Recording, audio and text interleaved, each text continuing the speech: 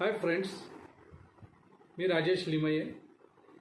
आजचा हा व्हिडिओ जो मी करतो आहे तो पतंजलीच्या सुप्रीम कोर्टात जी केस चालू आहे त्या संदर्भात मी करतो आहे। तुम्हाला सगळ्यांना माहिती असेलच की बाबा रामदेव आणि त्यांच्या पतंजली विरुद्ध सुप्रीम कोर्टात केस चालू आहे।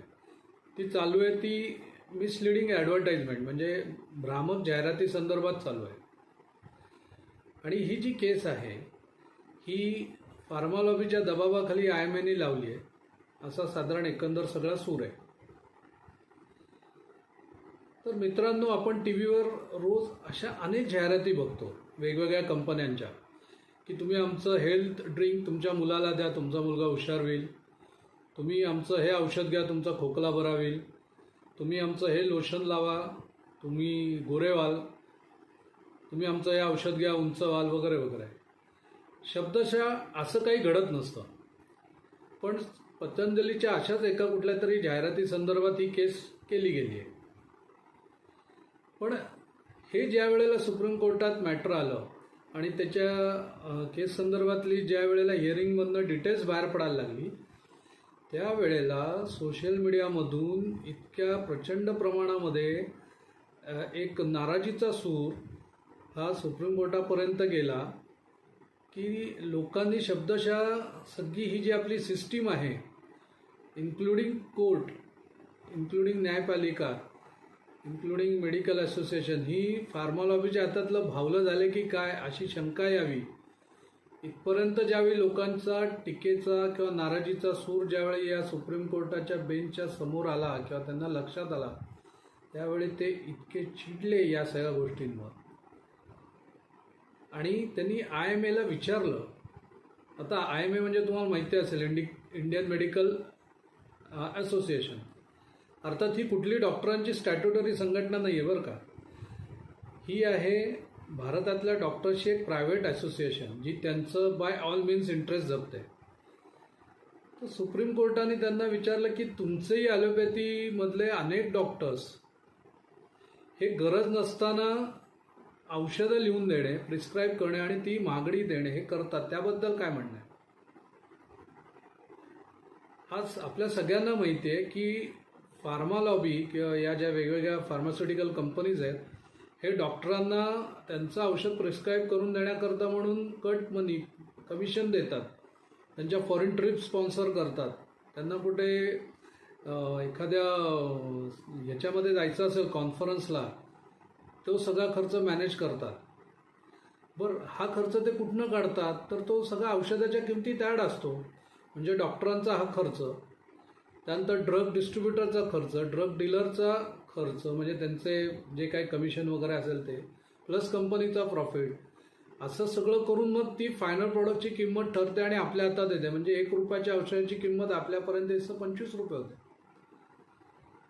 आणि ज्या वेळेला समाजामधनं एवढ्या तीव्र स्वरूपाचा सोशल मीडियामधनं सूर गेला की हे सगळं फार्मा लॉबीला विकलं गेले की काय, त्यावेळेला आता सुप्रीम कोर्टाने असं सांगितलं की आम्ही आता प्रत्येक जाहिरात बघणार, आता आम्हालाही समजून देत की काय काय नक्की आहे। आणि ही जी काय जाहिराती, जसं आज पतंजलीची भ्रामक जाहिरात आहे तसं अनेक कंपन्यांच्या जाहिरातीत आहेत। म्हणजे तुम्ही छोट्या बाळांपासून सिनियर सिटीजनपर्यंत वेगवेगळ्या वयोगटांसाठी सुद्धा ज्या काही जाहिराती केलेल्या आहेत तर तुम्ही त्यांना एका अर्थी ग्रँटेड धरताय, त्यांची हेल्थ ग्रँटेड धरताय। तर सुप्रीम कोर्टाने हे खूप सिरियसली घेतलेलं आहे आणि हा सोशल मीडियामधनं जनतेचा झालेला विजय आहे।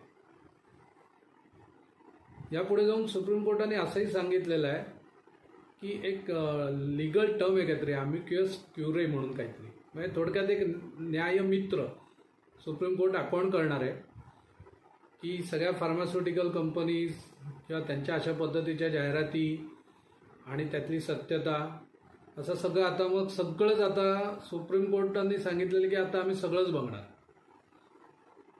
म्हणजे हे IMA करायला गेले एक आणि आता त्यांच्याच अंगाशी आलं आहे। बाबा रामदेव यांना म्हणजे पतंजली फूड्सला त्यांनी सांगितलं की तुम्हाला ॲपॉलॉजी द्यायला लागेल पब्लिकली, ड्यू कोर्समध्ये त्यांनी दिली होती किंवा देतील आणि त्यातनं ते सुटतीलही। पण आता हे IMAच्या चांगलंच अंगलट येणार आहे, फार्मा लॉबीच्या चांगलं अंगलट येणार आहे। आणि तुम्हाला सांगितलं तर हसू येईल मित्रांनो या IMAने कुठकुठले प्रॉडक्ट्स अप्रूव्ड केलेत, त्यांचा काही संबंधही नाही असे काही प्रॉडक्ट्स त्यांनी अप्रूव्ड केले. म्हणजे उदाहरणार्थ ट्रॉपिकाना ज्यूस किंवा क्विकर ओट्स हे त्यांनी अप्रूव्ह केली आहे. आता मला समजत नाही ट्रॉपिकाना ज्यूस पिऊन कोण एवढं हेल्दी होतं. तर ही प्रॉडक्ट काय अप्रूव्ह झालेली आहेत मित्रांनो, कारण ती पेप्सीची आहे. आता पेप्सी काय मॅनेज करू शकेल, MNC आहे तुम्हाला माहिती आहे. डेटॉल साबण एक वेळ आपण ठीक आहे की हायजीनच्या दृष्टिकोनातनं महत्त्वाचं म्हणून त्यांनी केला असं आपण धरू. पण क्रॉम्प्टन अँड ग्रीव्हचे LED बल्ब IMAने अप्रूव्ह करायचं काय कारण आहे. बरं हे कमी की काय एशियन पेंट्स. आता तुम्ही मला सांगा एशियन पेंट्स हे काय IMAने अप्रूव्ह करायचं आहे का. म्हणजे किती मोठ्या प्रमाणामध्ये इथे माल प्रॅक्टिस चालतीये हे तुम्ही लक्षात घ्या.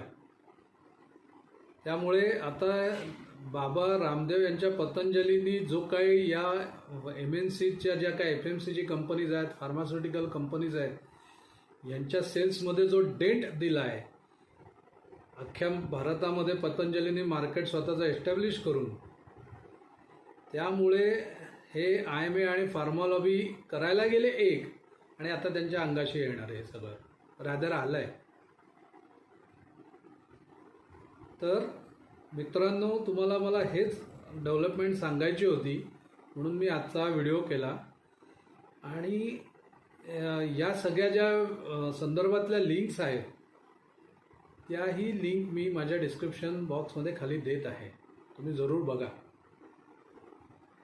म्हणजे हे सोशल मीडियातनं जी काही एक नाराजीचा सूर सुप्रीम कोर्टापर्यंत पोचला आणि आज त्यांनी सांगितलं की पतंजली नाही, आम्ही आता सगळ्याच जाहिराती बघू, सगळ्याची शहानिशा करू. ठीक आहे, ह्या सगळ्या गोष्टीला खूप वेळ लागेल, त्याचा निकाल काय येईल आपल्यालाही माहिती नाही आहे.